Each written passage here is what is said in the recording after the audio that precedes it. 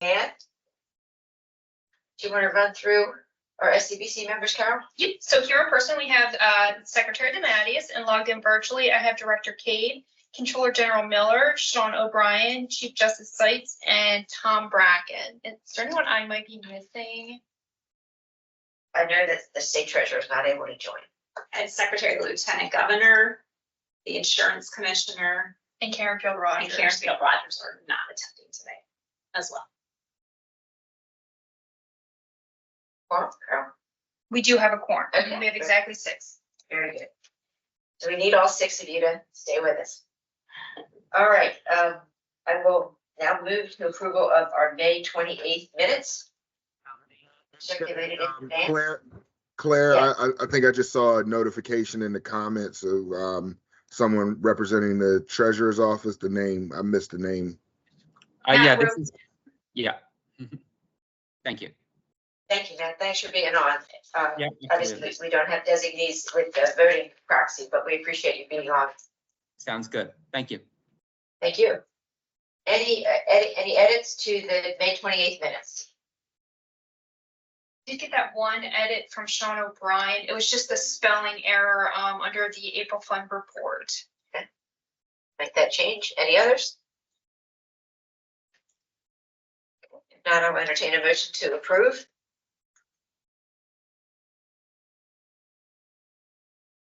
This is Tom. I'll make a motion to approve. Mr. O'Brien needs his microphone activated. Is there a second? Second. Thank you, Saran. All in favor, signify by saying aye. Sean, you can wave. Aye, Oh, there you go. You're working. thank you. Any opposed or abstentions? Abstention from me because I wasn't there. Thank you, Chief Justice Seitz. The minutes are approved. We have 2 opportunities for public comment on today's agenda. We'll move to that next before we go into executive session. And then when we come out of executive session, we're going to be talking about in item number 7, some changes we may need to make to our prescription drug plan that goes by that lovely acronym of AGWIP. It is required by the Federal Inflation Reduction Act. So after folks hear that discussion, we're not voting on anything today, obviously. But after folks hear that discussion or any of the others, there may be some additional public comment. So I'll turn to the first round of public comment. Is there anybody that signed up, Carol? We do have 2 people signed up for public comment. I did see Tom Pledgey. Let's see where he's at.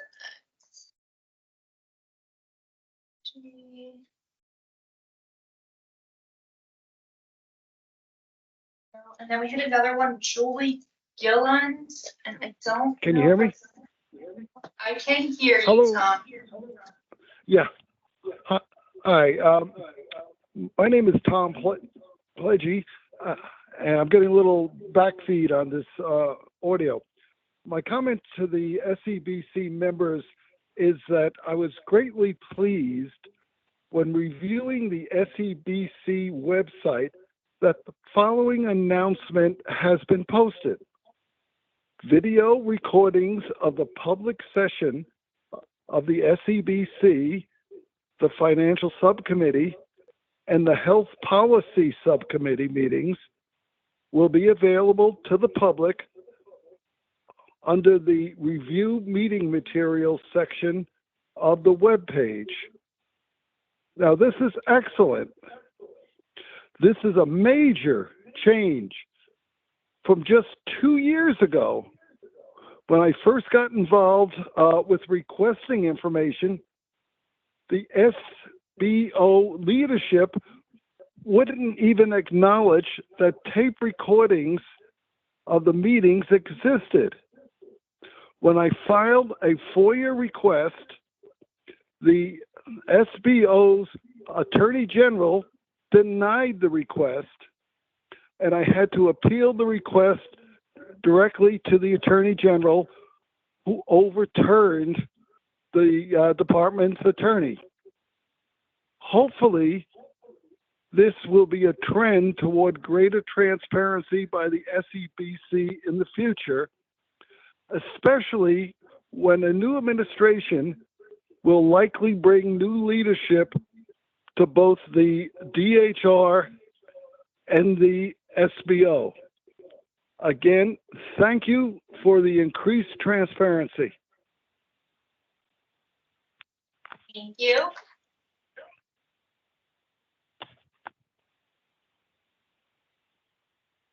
Anybody else, Carol? And we have Julie Gilland. Are you able to unmute I gave you authorization. Yeah, perfect. Thank you. Whenever you're ready. Great. Hi, I'm writing this speech on May 14th, which is Apraxia Awareness Day. Prior to learning of my now 4-year-old son Evan's diagnosis, I had never heard of a neurological condition called childhood apraxia of speech. CAS is a rare, severe speech disorder that affects the motor planning necessary for various aspects of speech. This disorder affects approximately 1 in 1,000 children from birth throughout the course of their lives. Individuals with this condition require a specific type of speech therapy to help their brains properly direct the movements needed for speech. This condition is not a developmental delay. It cannot be outgrown, but with the correct therapy, my son has already made tremendous progress. In the last year and a half, he's gone from being nonverbal to working on clarity of full sentences. His frustration for not being able to communicate is becoming replaced with confidence and empowerment daily through his hard work with the correct necessary therapy. He continues to require this support to increase his intelligibility. Evan's progress is largely due to his private speech therapist. He receives speech from a in-network private speech therapist, Kelsey Ward, from More Than Words Speech Language Pathology, LLC. Kelsey has an extensive background treating children with this condition, and her professional expertise with Evan and our family has been immeasurable. We're fortunate to have been able to pay for this service fully out of pocket, but we recognize that many other individuals with benefit plans offered by the state of Delaware may be unable to pay this cost for communication. You see, currently, the health insurance coverage options offered to state employees of Delaware do not cover childhood apraxia of speech at all. This is because every policy currently offered only covers rehabilitative speech services, which are short-term coverage resulting from an injury or stroke, and not habilitative speech, such as the type needed for children like my son to be able to use their voice fully. Those students with apraxia are eligible for school-based services. This condition requires more frequent sessions from a clinician who specializes in principles of motor planning. Though his speech needs aren't the result of stroke or injury, access to proper speech therapy has changed my son's life for the better, but this type of access needs to be available for others as well.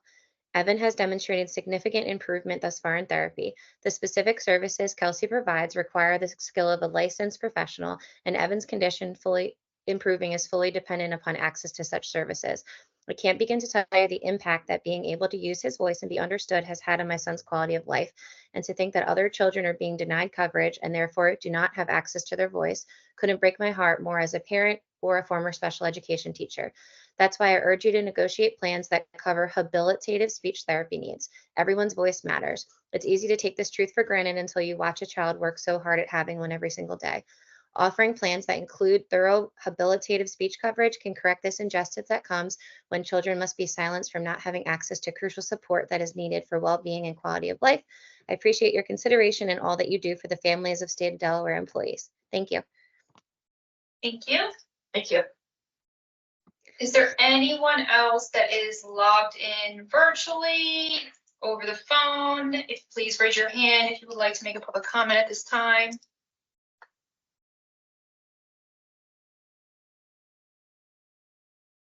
Okay. Nothing further? Then go ahead and move into executive session. I need a motion to move into executive session, please. So moved. Thank you, Sean. Is there a second? Second. Thank you, Tom. All in favor? Aye. Any opposed or abstentions? Okay, we'll move into executive session and we'll be back into the public session to take up agenda item number 5. Okay, welcome back, everybody. We're just getting everybody back online and unmuted.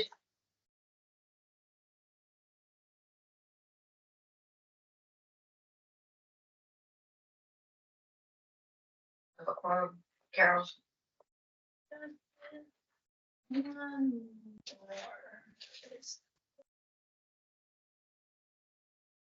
All right, there's Sean. Okay, so everybody is back. Okay, thank you, everybody. We are back in public session. We're gonna go to the director's report and the subcommittee updates. We may have to flip the agenda based on Phyllis Towers just needing some extra time on a personal matter. So if we do, we may need to skip number 6 for now and go to number 7. So we'll see how that works out. Faith, do you want to give your director's report? Yes, thank you.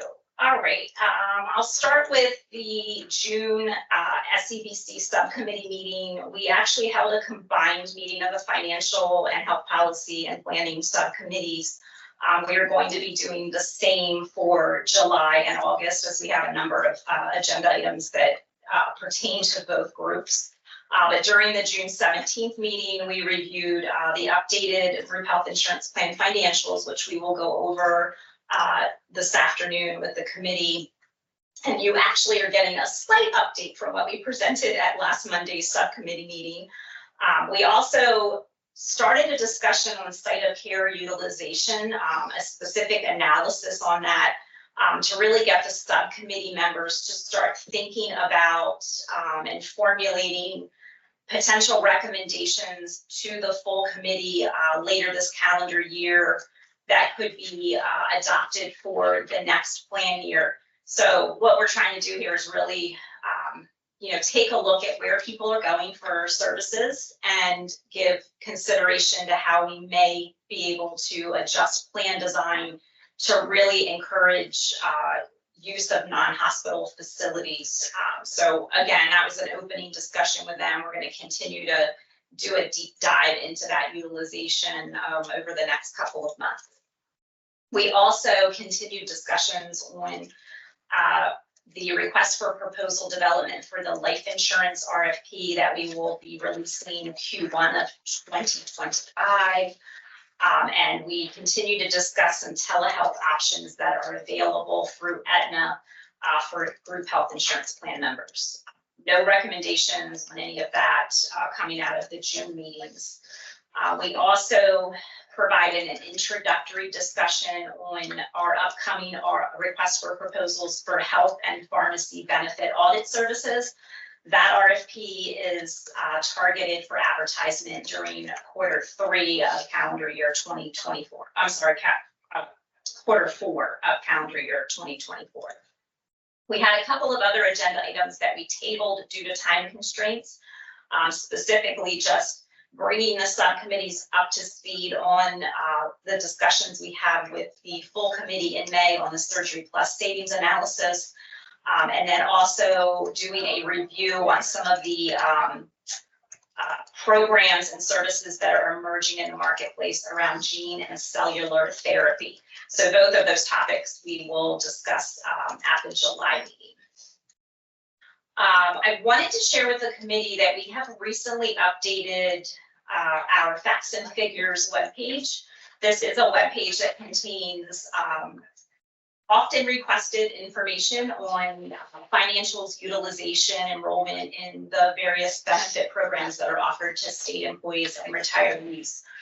On a going forward basis, we will be doing updates on that website for quarterly reporting every May, August, November, and February. And then annual reports that are posted on that webpage will be updated in January of each year, reflecting data from the prior fiscal year. Because we think there's relevance to sharing this with the public, as it is really intended to enhance transparency and accessibility of materials and information to our public viewers. We plan to make mention of the facts and figures webpage and the updates in the June Get the Facts document. So look for that coming out here in just a couple of weeks. I also wanted to share with the committee that there was a recent final rule issued with regards to HIPAA privacy. The U.S. Department of Health and Social Services and Office for Civil Rights issued a final rule entitled HIPAA Privacy Rule to Support Reproductive Healthcare Privacy. This rule came out because of the need to provide better patient confidentiality, specifically related to protected health information about reproductive health. That final rule becomes effective June 25th. and regulated entities must be compliant by December 23rd of 2024.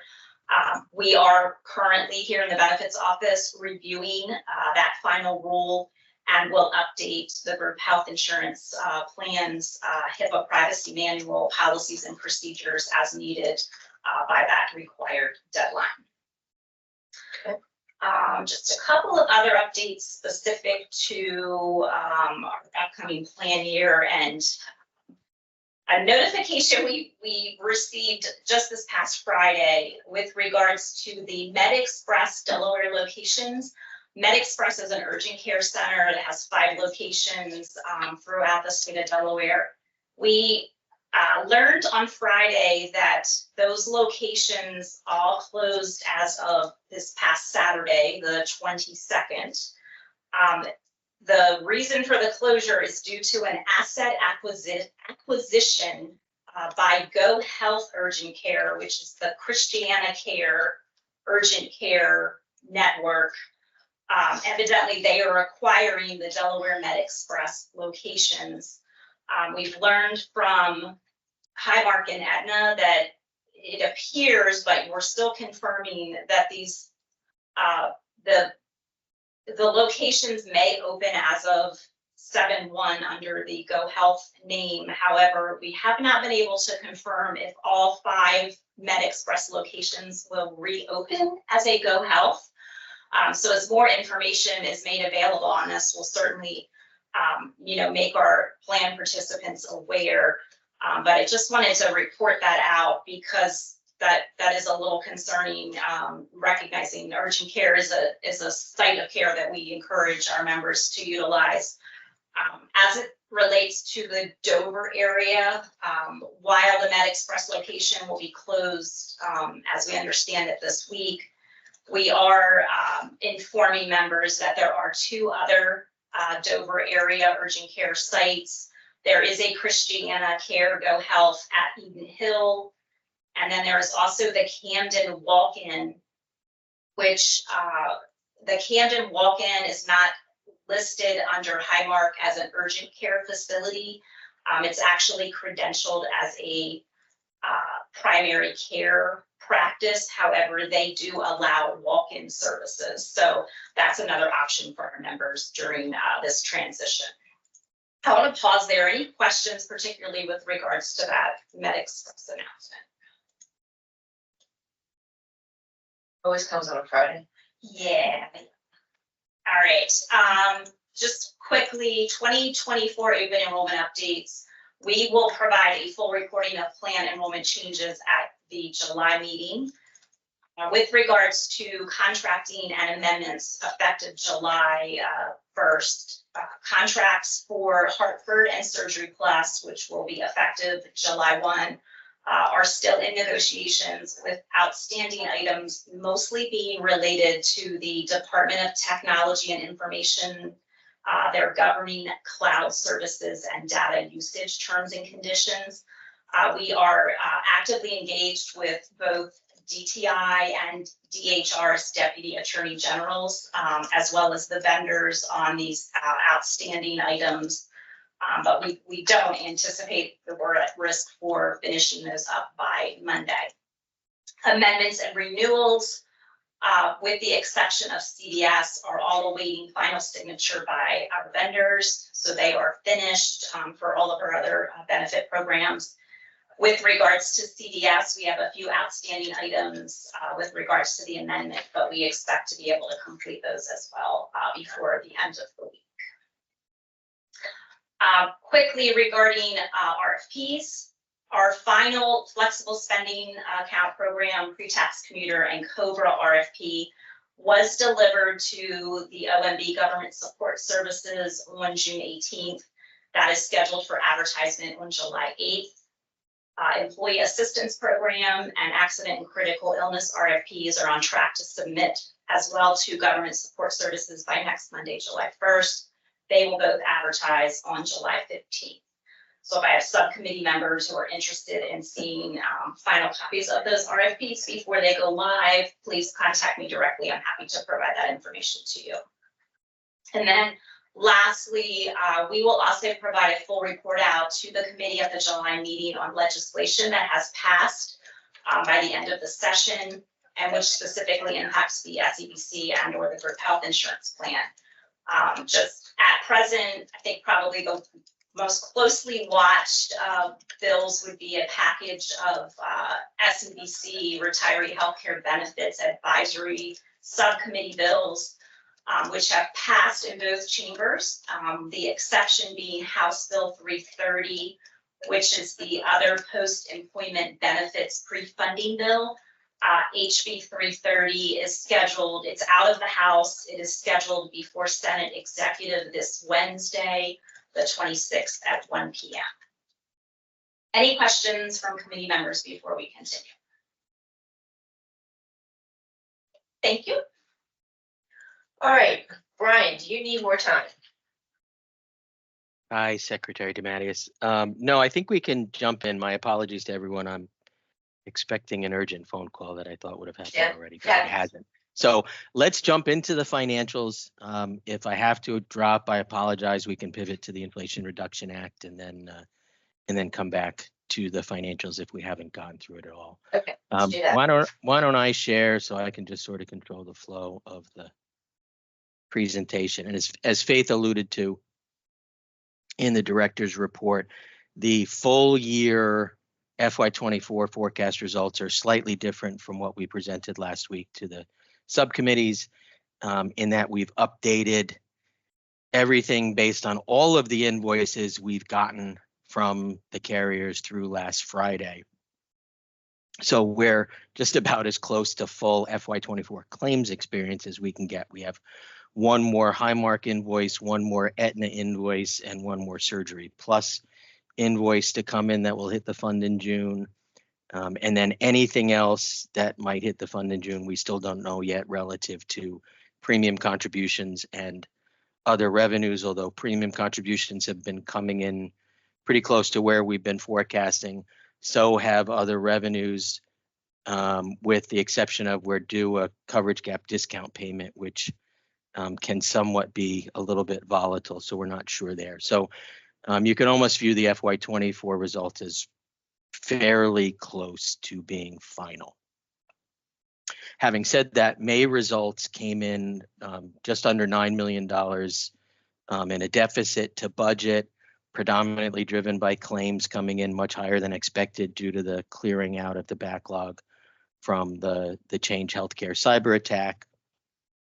We had a big payment come through in May, a big backlog, particularly from ChristianaCare that came through in May. And then since, invoices have predominantly been coming in higher than budget, but where we've been expecting in the $15 to $16 million range on the Highmark side. So we do expect the backlog to be basically fully cleared out by the end of FY24.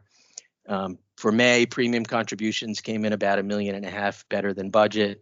Not unanticipated just because of how budget was phased. It was phased evenly, but the Medicville 5% rate increase went into effect mid-year. So the back half of the year has been seeing premium contributions higher than budget. Similarly, on the other revenue side, we know and we've been getting higher than budgeted pharmacy rebates, predominantly driven by higher claims activity, as well as the significantly higher GLP-1 activity, which tends to have higher rebates. So also not unanticipated. And then also on the expense side, not unanticipated. We're seeing higher expenses compared to budget because of where Prudent RX fees are coming in. So based on that, and again, based on invoices through Friday, the 21st, we're now expecting the full year, the full FY24 to run a deficit of just under $15 million. Again, primarily driven by higher than anticipated claims that we've experienced throughout the year, somewhat offset by higher than budgeted rebates. Let's stop you there. Yeah, Let's stop sure. there, and Sharon, if you're on, you probably are perking up. So last meeting, we were at a projection of 11 million deficit. We spoke with OMB about transferring 11.5 million to the Group Health Insurance Trust Fund by the end of June to give us a cushion of $500,000. Now I'm hearing up to 15 million. that difference is significant because we have to end the fiscal year in the black.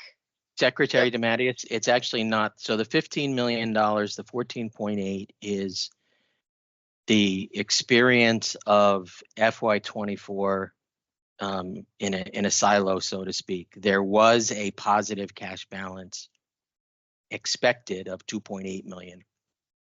So the cash deficit itself, you can see here, is projected to be 12.1 million, and that was 11.5 based on the data that we presented through to the subcommittees last week. So the cash deficit with the updated claims invoices has gotten about $500,000 worth. So it's $12.1 million on the cash side. The 14.8 is just the experience of the fiscal year. Okay, thanks for that. This is still, Saran, if you're with us, and Faith, I'm sure you're talking to LMB, the transfer from LMB to the Group Health Insurance Trust Fund by June 28th, right now is 12.1 million. Could that go higher, Brian? It did. It went higher by just under $600,000 from the added invoices. Could it go higher still is my question. Yeah, absolutely. It could. Claims are not predictable from week to week. We still have those 3 invoices that are outstanding. Could certainly come in a little bit lower as well. We had been, as an example, predicting roughly $15.6 million expected a week coming through Highmark, just as an example, because it's one of the bigger invoices.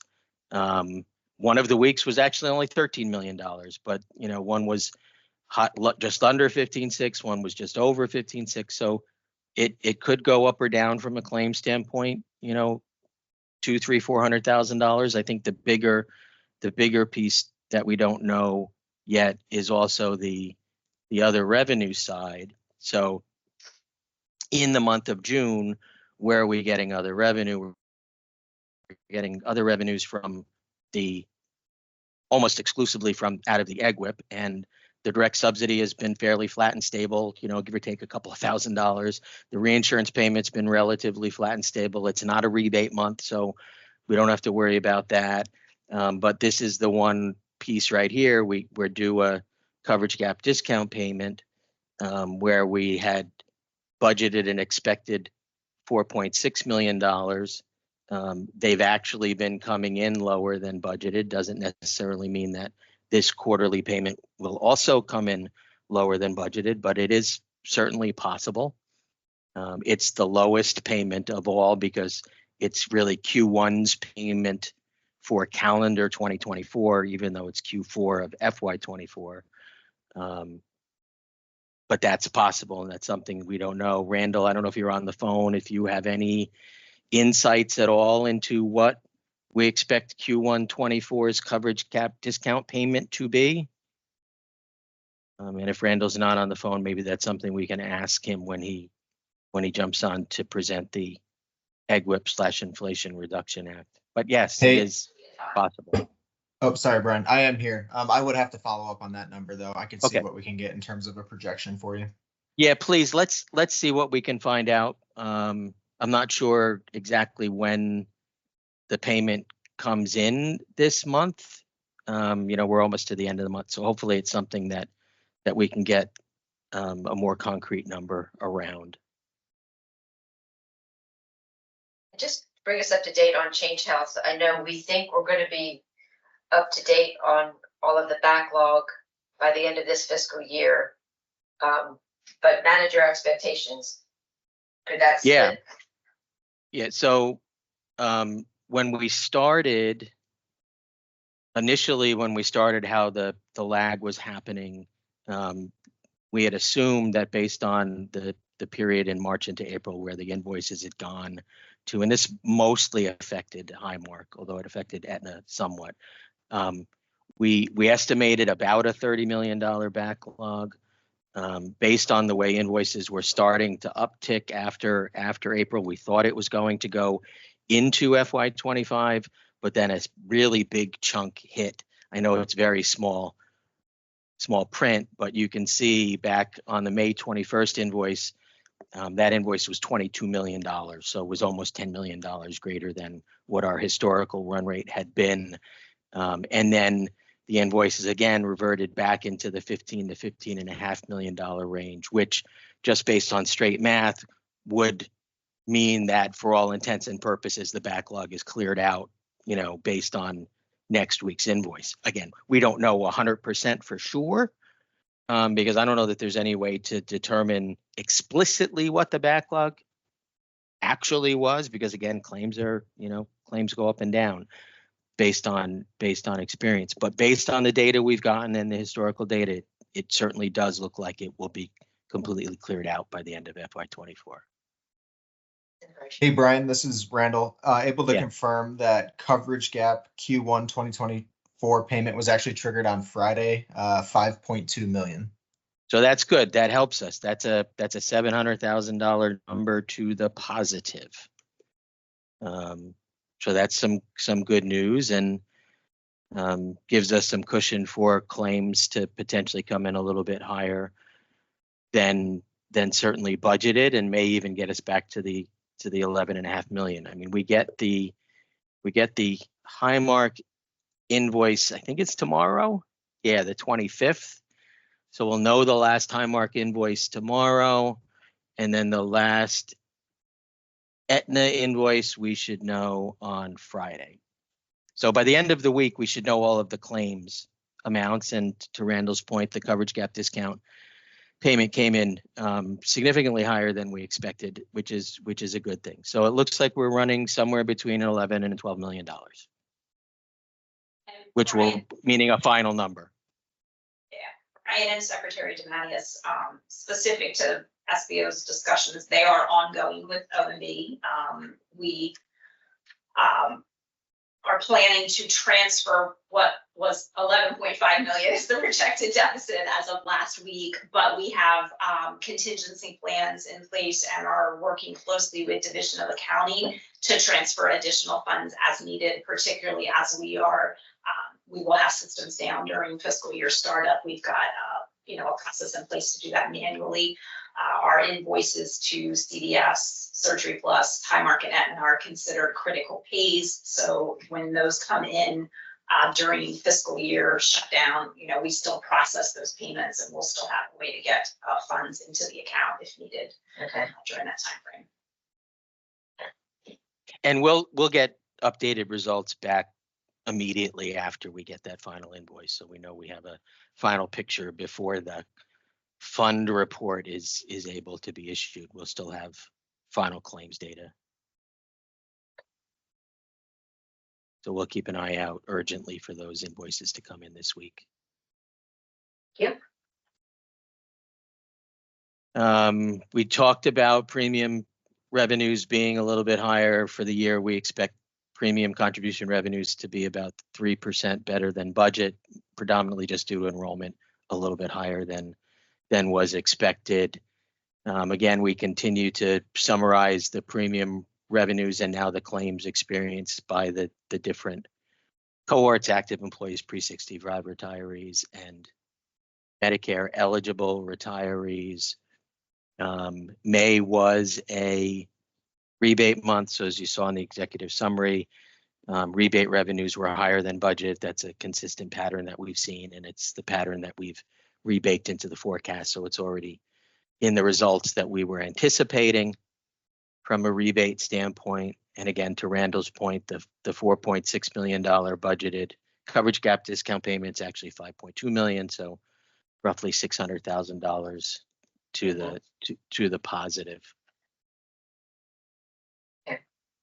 From a claim standpoint, again, May was big due to the change in the backlog, as is July. I'm going to skip the rest of this because it's a better picture a couple of slides later, which shows both the expense side and revenue side for each of the different groups. Nothing glaring from an expense standpoint. Again, just the prudent RX fee bucketing. But getting back to the groups.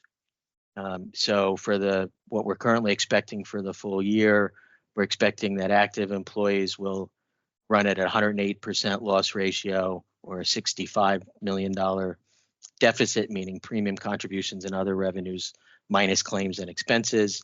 Similar on the pre-65 retiree side, a little bit higher loss ratio and obviously a lower deficit because it's a much smaller population. And then the Medicare population running about a $6 million surplus or a 98% loss ratio, with the total GHIP running at 106% loss ratio, which is similar to the results that we've seen the last couple of months based on the splitting, with the one additional caveat that as of today, the Surgery Plus and Hinge Health claims are all bucketed with actives when a small portion of it belongs to early retirees. So some of these numbers will ultimately shift over into the pre-65 retiree bucket. From a long-term projection standpoint, you can see there's the $12.1 million in a cash deficit needing to come into the fund at the end of this fiscal year and then coming out immediately in FY25.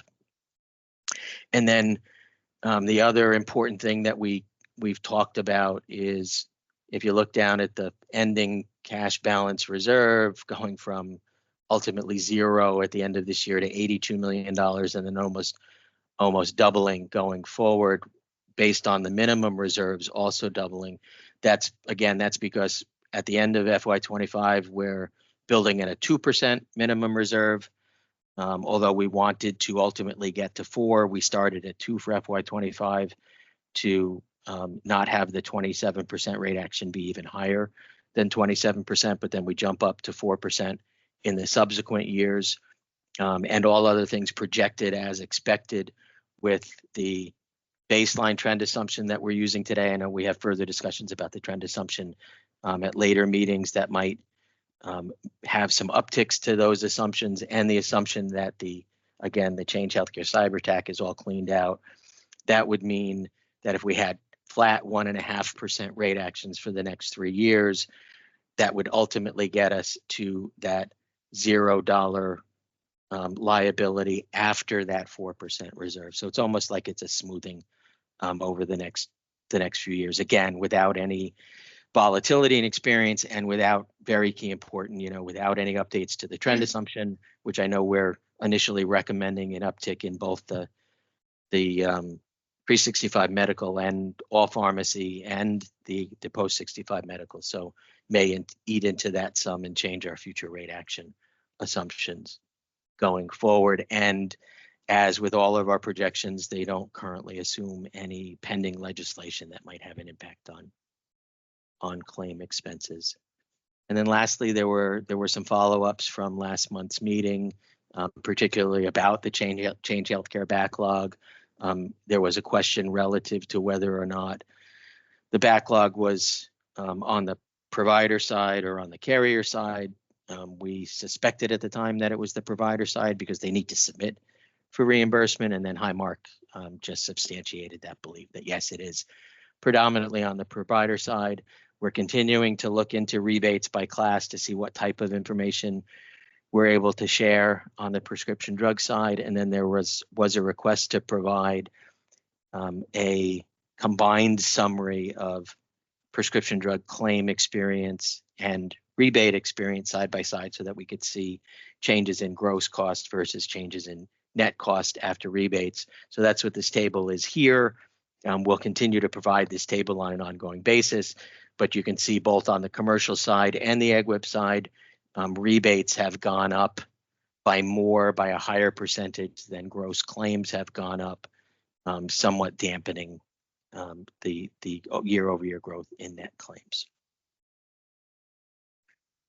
Let me pause there and see if there are any other questions about the subcomponents, any questions about the long-term projection. As I said before, yeah, we'll monitor this last week's of invoices and get things updated as quickly as we can. Okay. And I know we have on the agenda next the SCBC dashboard, but that data, while we provided it because we provide it on a monthly basis, it's data only through April, which means that It isn't a good representation because remember the dashboard provides us sort of year-over-year impacts on a rolling 12 basis. So it does not provide a clear picture because since it's data through April, it is the March and April data for this current fiscal year is dampened because of Change Healthcare. So any of the trends that we're seeing in the dashboard are not real. They're not reasonable. So I'd suggest we don't cover it again because it's not real data. And the next time that we should cover it is after we have the full fiscal year experience. So we have a good picture of year-over-year trends. Appreciate your point. There's no sense reviewing data that's not relevant. Thank you. Right. Okay. So hearing no other questions, I'll turn it back over to Randall to talk about the Inflation Reduction Act. Okay, thank you. Randall? Sure. Great. Good afternoon. Hope everyone's having a good day. My name is Randall Bernarski, for those who may not recognize me. I'm a strategic account director, and I help manage the SilverScript EGWP plan for your retiree Medicare population. If you could please go to the next slide. For today's objectives, really two items. First and foremost, want to talk through the impacts of the Inflation Reduction Act, or the IRA, and its specific impact on the state group health plan insurance EGWP plan. And then I'm also going to propose a potential option to modify the EGWP benefit, which would be effective for January 1st of next year, 2025, for SEBC consideration, which would be voted on next month, to help align the IRA redesign that Medicare has put forth with the state's EGWP plan. If you could please proceed to slide 3. So really want to level set with the IRA, or the Inflation Reduction Act. Really focuses on 3 major drug pricing reforms that are going to be specific to not only Medicare Part D, which is the prescription plan, which I'm talking through today, but Part B is in the medical side as well. So first and foremost, Medicare said we want to take matters into our own hands, and for a subset of drugs that either don't have a generic available or there's no biosimilar competition in the marketplace, if those drugs have been in the marketplace for a set amount of years, Medicare is going to negotiate those directly with a defined ceiling, and that will be forthcoming in 2026. Secondarily, the inflation rebates.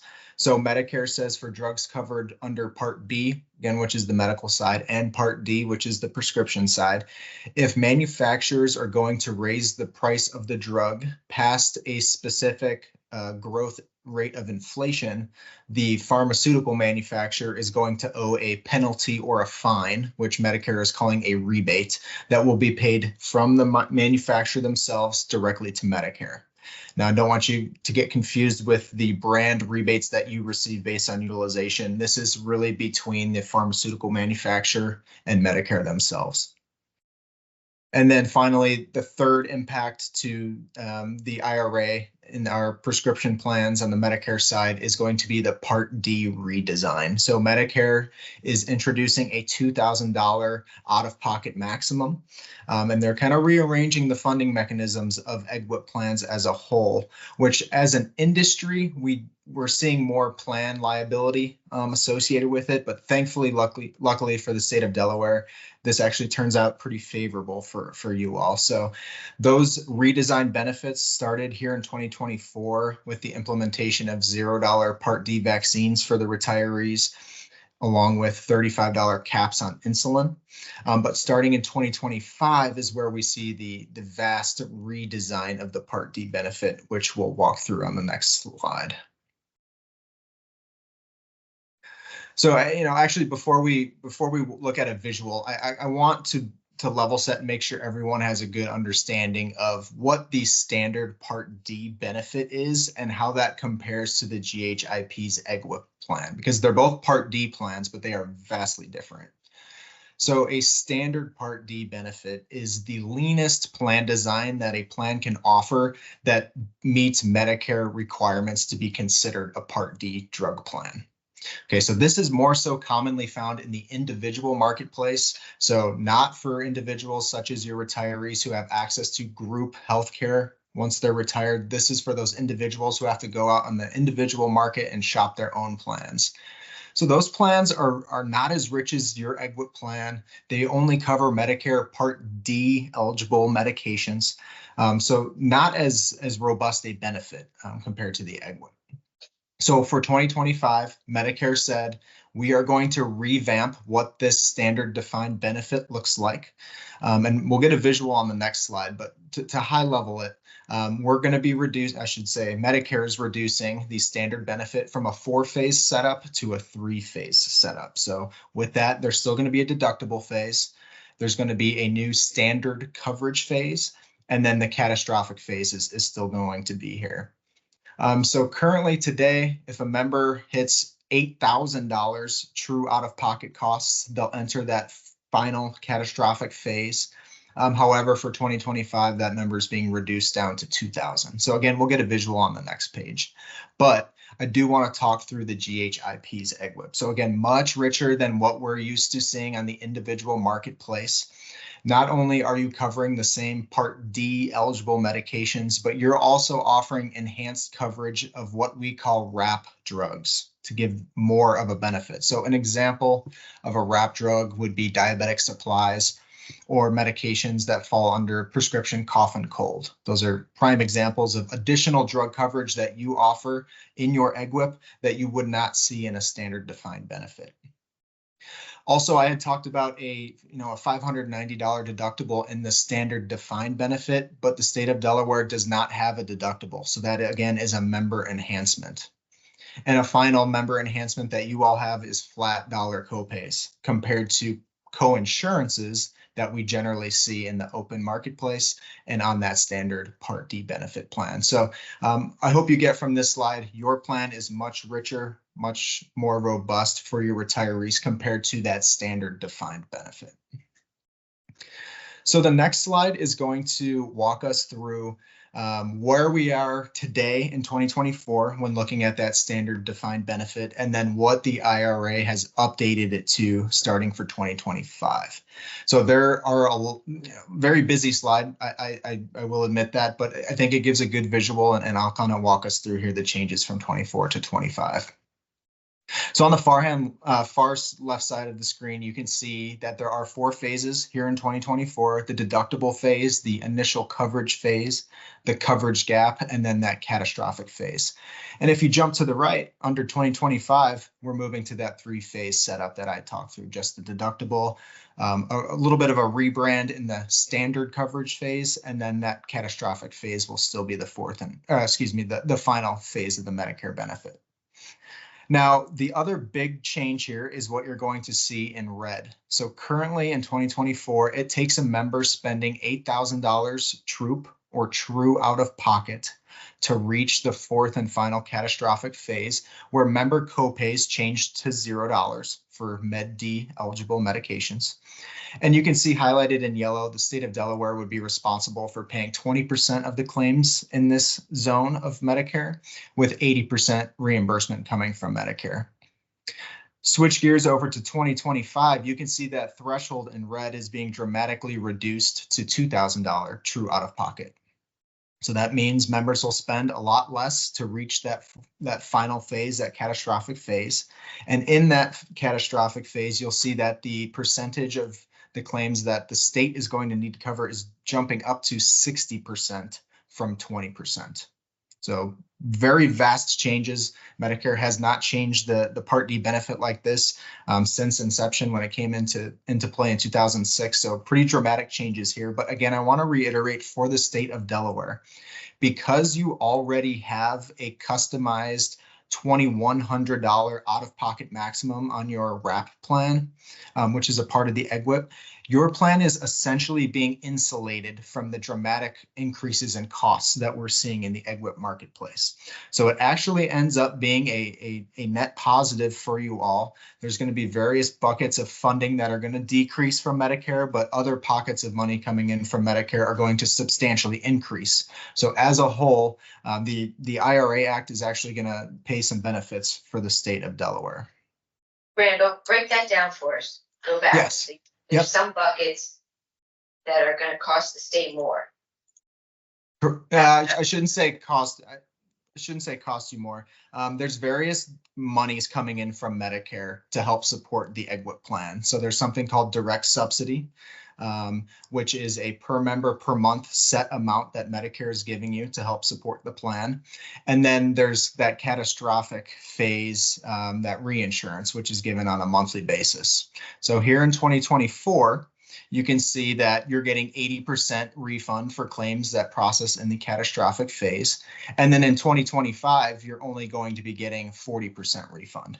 So that's one of the buckets where I refer to as, cost is, in that specific bucket, cost is going to be increasing for the state. However, for the direct subsidy, which is something that's not spelled out on this slide, that's a set amount of money given to the state every month for every member in the plan. And that number is substantially going to increase starting in 2025. So the increases. Why will that number increase? I'm sorry, what? Why will the direct subsidy increase? Because as part of the redesign of the benefit, Medicare is recalculating how they're going to reach that number. And based on a various number of factors in the marketplace, because of some of the legislation in the IRA, simply put, they're changing the formulary, or I should say the formula to calculate that number, and it's going to result in a much higher number.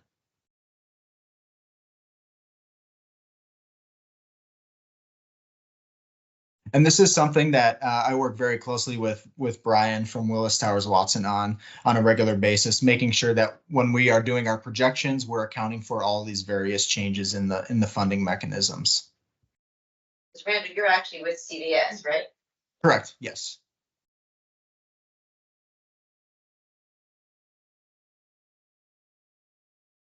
So in the end, you don't think this is going to cost GHIP having to allocate additional money to cover these costs?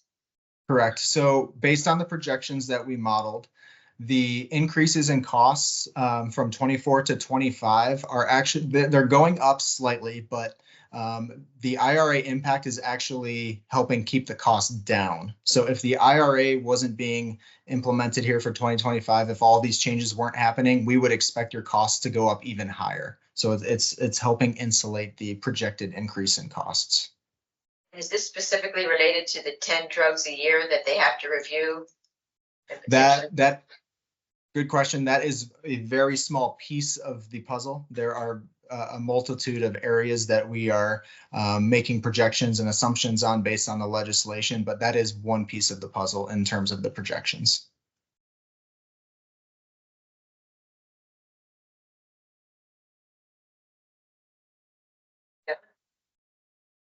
Great. So on the next slide, what I want to do is compare the 2025 standard benefit to the 2025 state of Delaware EGWP benefit. So again, the EGWP benefit that you all offer is much richer than what we see in a standard defined benefit. And this slide really illustrates how that is such. So you can see on the left-hand side in the deductible phase, if a member's in a standard benefit plan, they are going to have a $590 deductible. So members will have to pay that full amount before they move into that second standard coverage phase. But on your EGWP plan, you have a $0 deductible. What that means is members will, right off the bat in the new year, once they fill their first medication, they will pay that flat copay they have associated with your plan, and they won't have to meet any sort of deductible. So that's a prime example of how your plan is enhanced over the standard benefit. Now, under the standard coverage phase, which is that new phase that's being introduced, the second phase, your plan, again, flat member copay. The state of Delaware will cover the rest of the cost of the medication, except for a 10% brand reimbursement that is going to be coming directly from the pharmaceutical manufacturers.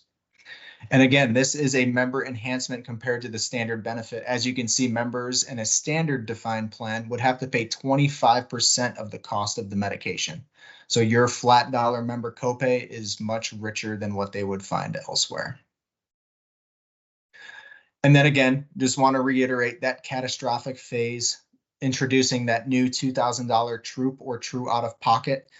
This is going to be important as we look at our recommendation in a few slides, that number is updated from Medicare starting next year, 2025, from 8,000 to 2,000. One final note I want to call out on this slide is the little asterisk you see at the bottom. Again, your EGWP plan is enhanced, which means you're also offering coverage of wrap drugs, like I discussed, such as the diabetic supplies, the cough and cold medications. Those are some prime examples. Things that are covered on your plan that would not be found in that standard defined benefit plan. You can proceed to slide 7, please. Okay, so before we jump into the recommendation slide, I do want to make sure everyone has an understanding of how the EGWP drug coverage works. So the EGWP plan actually consists of 2 plans in one, which we call at CVS internally, more of a internal term here we use is single transaction coordination of benefits, or STCOB.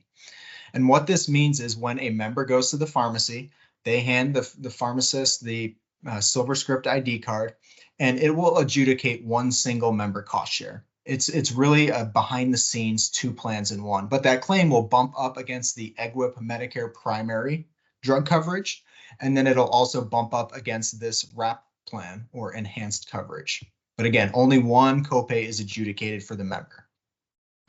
So in 2024, I did touch on this earlier, members would have to pay $8,000 true out of pocket to reach that catastrophic phase, where then their Medicare Part D drugs change to $0 copay. However, here in 24, the state has a custom $2,100 troop or true out of pocket. And so when members hit that threshold, all drugs change to $0 copay. So if you're looking at the two, okay, 2,100 is less than 8,000. So that means your members are going to hit the $2,100 troop threshold prior to hitting that Medicare primary. So here in 2024, that makes sense. Your plan is richer than the Medicare standard defined benefit. However, mention that in 2025, the Medicare troop number is updating. It's being reduced by $6,000 to $2,000. So starting next year, that Medicare primary true out of pocket is going to be less than the custom state of Delaware $2,100 wrap true out of pocket. So something to keep in mind when we are mailing members their open enrollment information on an annual basis, when they're getting a heads up of the changes that are coming for the future plan year, we are required to show the Medicare primary accumulations. So with that said, that means we are showing the $2,000 true out of pocket. So for 2025, we want to try to help avoid member confusion because the state's number is now going to be higher than the Medicare published amount. So with that, I can lead us to, or we can go to slide 8, where we have a recommendation. So again, currently the state of Delaware has that $2,100 troop. So you have 2 options. You can keep the $2,100 wrap troop, which means there would be no changes to your plan design, but this is not recommended. And again, that's because there's going to be a little bit of confusion around member communications because Medicare requires us to show in the 2025 communications that the member's troop is $2,000. So what that means is a little less than 3% of your EGWP members would have to pay more than they are today because there's that $100 difference between the two out of pockets. Again, very small pocket of members who would fall into this bucket, but that is what happens if there is no change to your current plan design. Now, option number 2 is the recommended approach because it aligns with what Medicare is setting forth. And that would simply be to remove the $2,100 wrap troop to align with those Medicare standards. Again, it's recommended because it's going to make a much more seamless member experience when it comes to their communications. They'll open up their pamphlet. They'll see I have a $2,000 out of pocket limit. Once I hit that, all my drugs are going to process at $0. There is negligible impact to the state financially.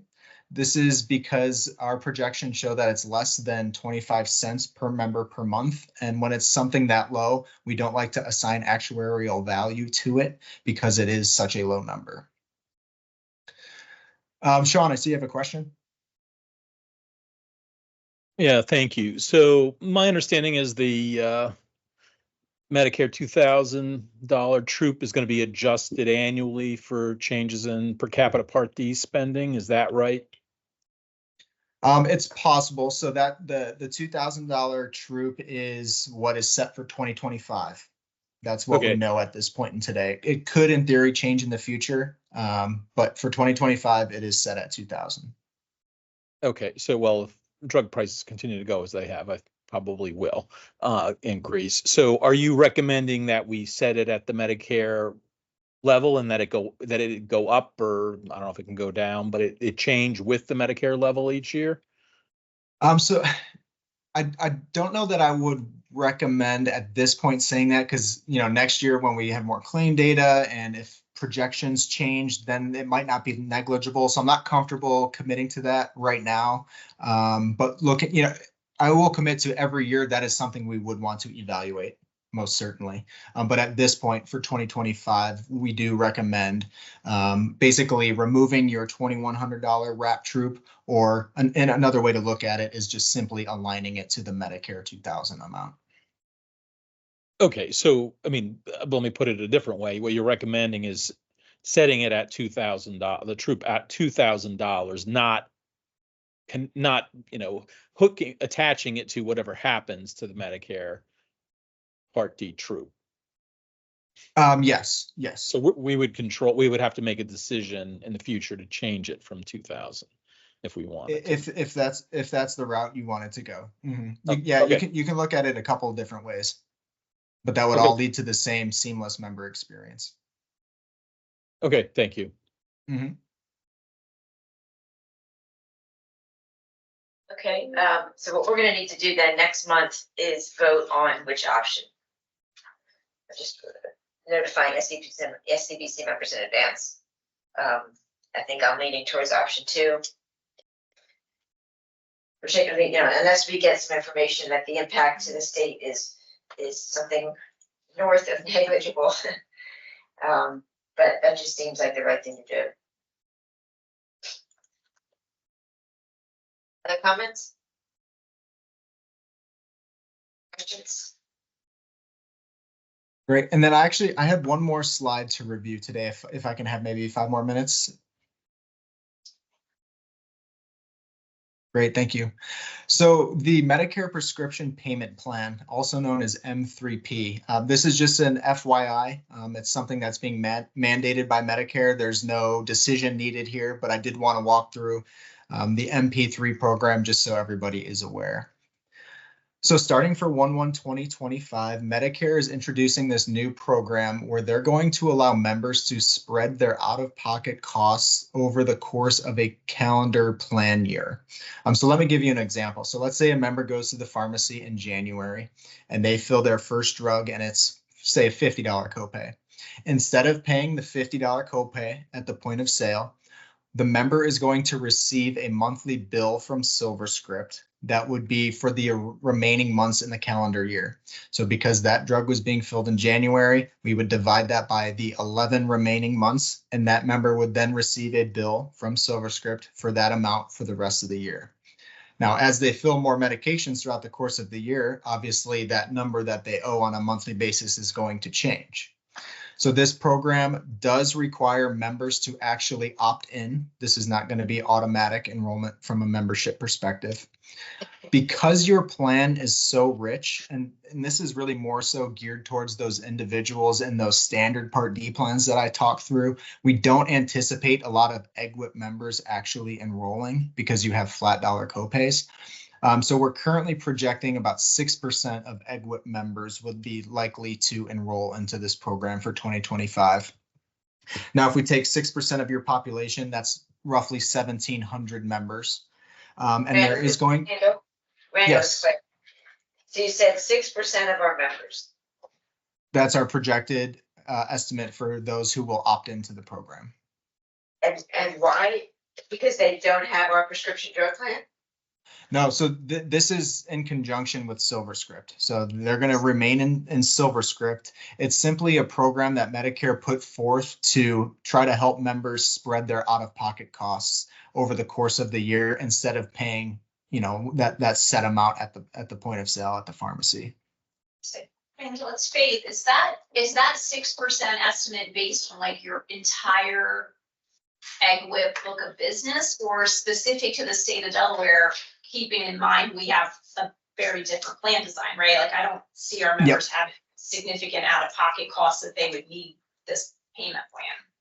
That's a great question, Faith. That is based on our EGWIP book of business, which is, I would say, about 65% copay plans. So it definitely takes into account, EGWIP plans are much richer than a lot of those co-insurance plans that you would find elsewhere. Members aren't paying $500, $600, $700 for a drug at the point of sale. So that is why that 6% is pretty low compared to what we'd see on co-insurance plans. Thank you. So a couple of financial pieces I want to note. So there is going to be a $9 per enrolled member per month fee associated with this program that helps support all the various communications that are going to be associated with it. It helps support the customer care service teams when members are calling in, asking questions and making payments. And it has to do with our new vendor partner we're working with to collect the monthly payments from the retirees. Also, unsettled balances are going to fall as plan losses. So again, remember I talked through, if a member goes to the pharmacy in January, they're not paying that $50 copay. So that the cost of that drug is going to go up from the state's perspective by $50 because you'll be fronting that copay. And then as the member makes their payments throughout the course of the year to SilverScript, that money is then subsequently going to be passed back to the state of Delaware. So in the circumstance, if a member doesn't pay their balance, there just wouldn't be any refund coming back to the state. The member would be kicked out of the MP3 program for the following plan year. So it's not something they could take advantage of year over year. But they wouldn't be completely removed from the prescription plan itself. So they're still going to be enrolled in the EGWIP plan. They're just being removed from the MP3 program itself. One other piece I wanted to note, again, it does require members to opt in. So that's another reason we think that 6% is such a low number. But I can pause there and see if there's any questions. Oh, I do want to note too, there is no operational or logistical requirements from the state on this program. Again, that's part of the fee that you'll be paying for the per enrolled member per month. Covers all the communications, the customer support needed, and the online digital tools associated with the program. Okay. So again, this is a change that they're making, but it's not directly tied to the Inflation Reduction Act? This is a part of the Inflation Reduction Act. It is a part of it. There's just no plan decision needed because it is a requirement. Understood. All right, thank you. So then for the July meeting, one item that we'll vote on is option 1 or 2 on slide 8. We'll see if we can do that without using that acronym, because that acronym doesn't make any sense to me, but I'm glad it makes sense to you. All right, any other questions? Thank you for explaining a very complicated topic rather simply. When you really boil it down. All Thanks for right, the time. thank you, Randall. We do have to vote on the next item, the U.S. Digestive Health negotiations with Highmark. Secretary DeMatteis, I'm going to take this. So Faith Lynch, Director of Statewide Benefits. And I think I mentioned this during my director's report updates in May. That Highmark had notified the Statewide Benefits Office that they were in contract negotiations with U.S. Digestive Healthcare, and that if they were not able to reach an agreement, this provider would terminate from the Highmark Delaware network effective July 1st. As of today, there has not been a contract breached. We are in active discussions with Highmark on their transition plan notification to impacted members. So what I'd like to do is just kind of walk through what we know at present with the committee and ask your consideration in potentially allowing the statewide benefits office to notify the individuals that have been identified as having activity within the last 12 months. Should they wish to make a plan change to an Aetna plan, because we have confirmed Aetna does continue to have a contract in place for fiscal year 25 with US Digestive, that they would have the opportunity to do that during the month of July, retroactive back to July 1st. So with that said, Carol, could you advance the slide? I just want to walk through this quickly. So US Digestive Healthcare has 7 locations in Pennsylvania, or sorry, in Delaware, and 21 in Pennsylvania that are all currently affected by this potential contract termination effective July 1st. If you wouldn't mind, Carol, if you can flip to the very last slide, I have listed the 7 Delaware locations, and I think this is important as a call out because they're not necessarily called US Digestive Healthcare. Right. So I've listed the names of the Delaware locations just for reference here, and we will be making this information available as well to Highmark members. You can flip back to slide right.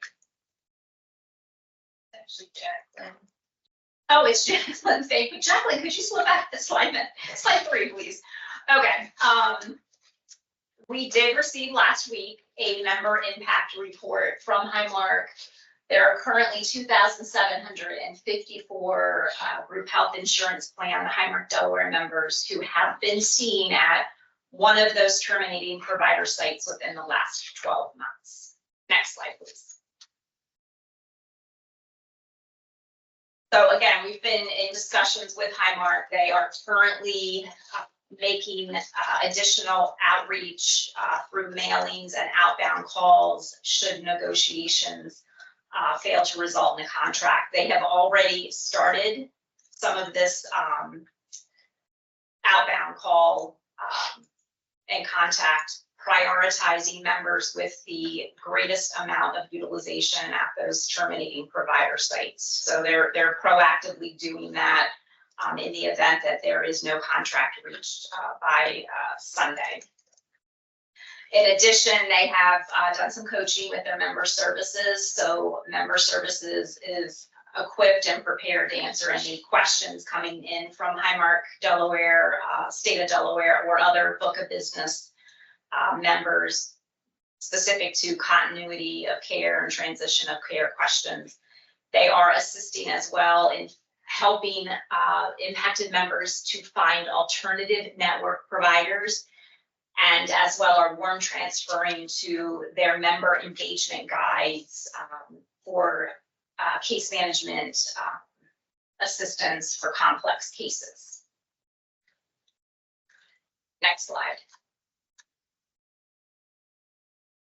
So there was a letter sent out, or at least our understanding, there was a letter sent out from US Digestive Healthcare in May to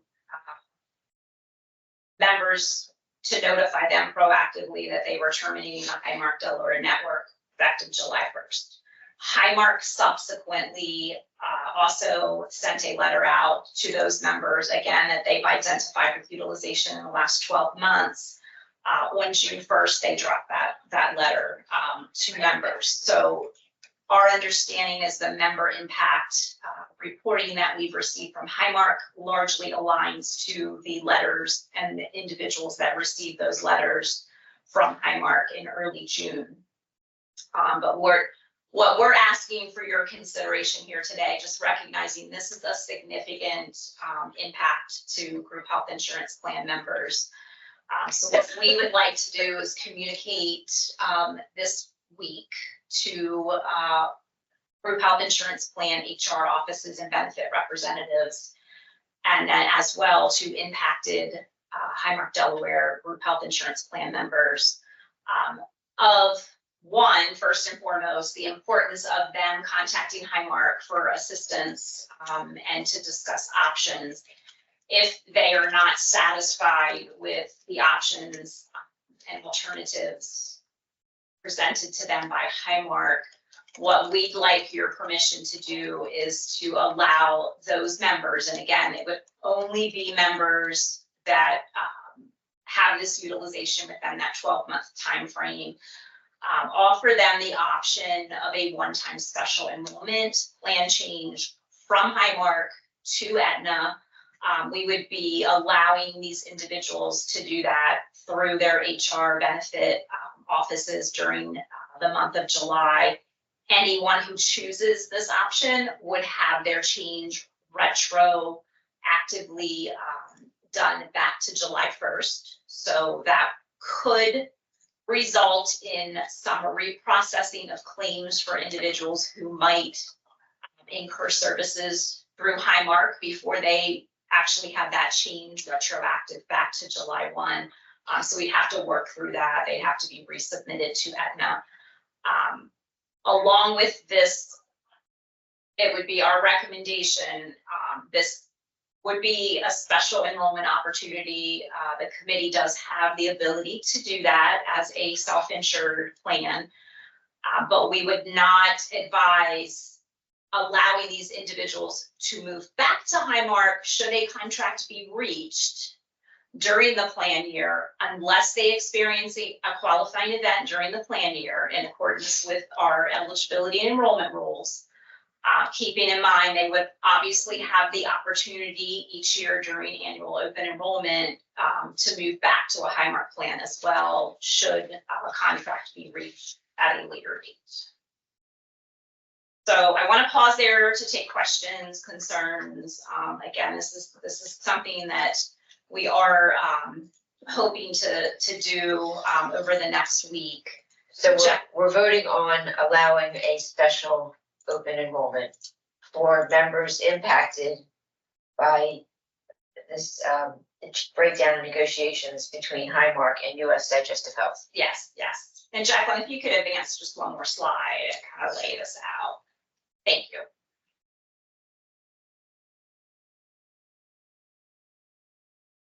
The recommendation is to allow special enrollment plan change limited to impacted GHIP members for health plan only, and only to move to an Aetna plan.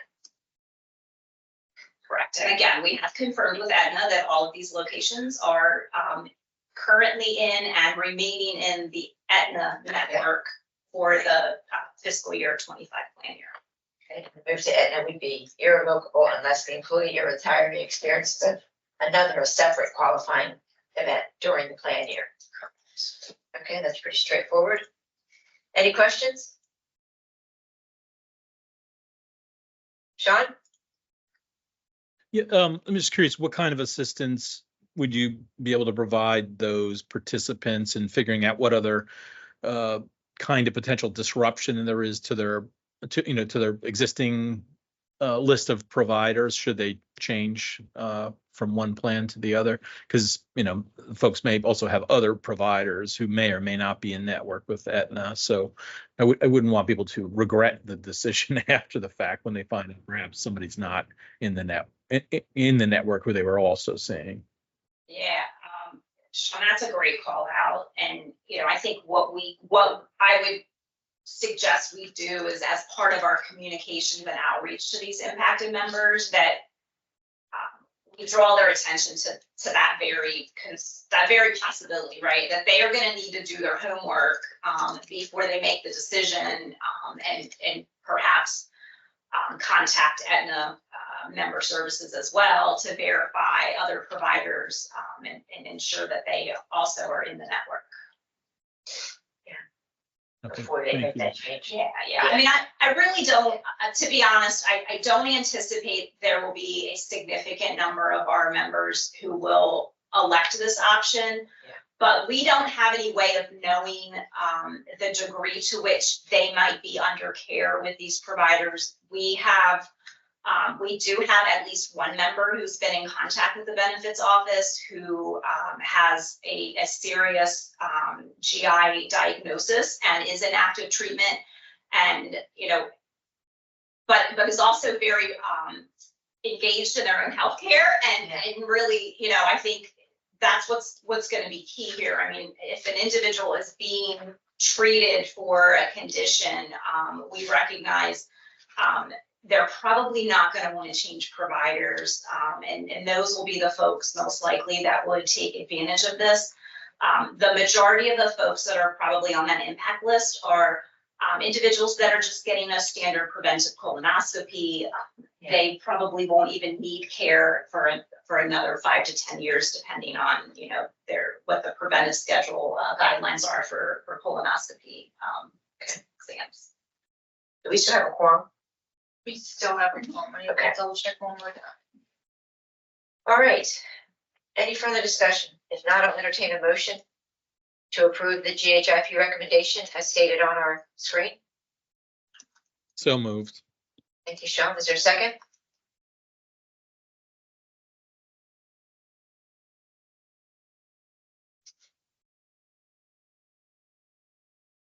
Sean did the seconding. Second, Thank you, Chief Justice Sites. All in favor signify by saying aye. Aye. Are there any opposed? Are there any abstentions? The motion is approved. We'll move on to other business. Any members? Okay. If not, we'll go into our second public comment. Any members of the public that listened in on our discussions, if they wanted to comment on something, might help us understand what they heard versus what we tried to present, if there's any misunderstandings. Anybody, Carol? Yep. Is there anybody logged in virtually? If you're over the phone, you can hit *5 to raise your hand, or if you're through the virtual platform, you can just hit the little hand button on the top of the screen if you would like to make a comment.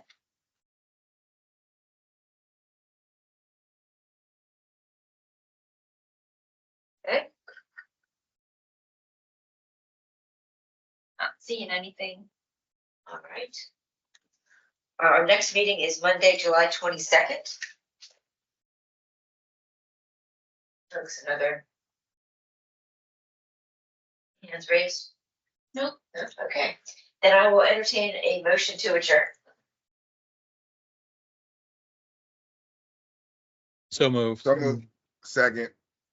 Thank you, Saran. All in favor? Aye. Thank Aye. you. See you next month. Thank you very much. July 4th.